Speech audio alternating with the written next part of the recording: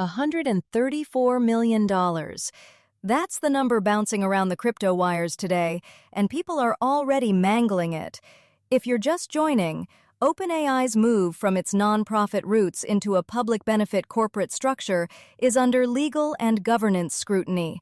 Foundation control, Microsoft's role, and the Musk-Altman litigation are all tangled up in it.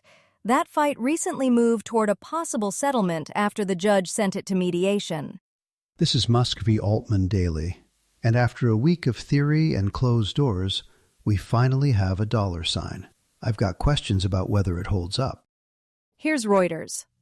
Billionaire Elon Musk has demanded $134 million from OpenAI and Microsoft for wrongful gains the AI startup allegedly obtained due to his early support. This was reported by Reuters, citing court documents.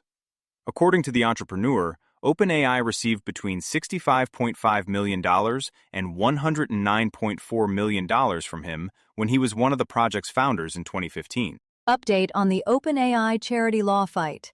Musk is now putting a $134 million number on alleged wrongful gains. And before anyone runs with it, that's million with an M. Not the $134 billion nonprofit remedy figure that's been floating around for weeks.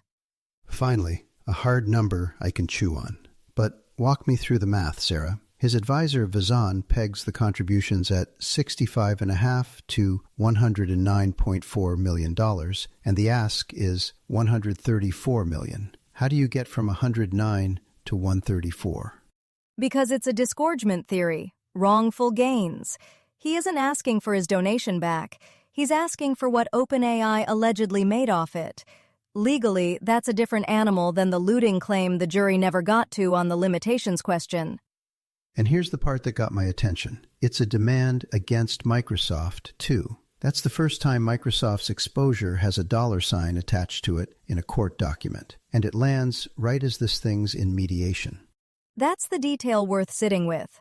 OpenAI's already called the whole thing baseless and part of a harassment campaign, and both companies are challenging Vazan's competence outright.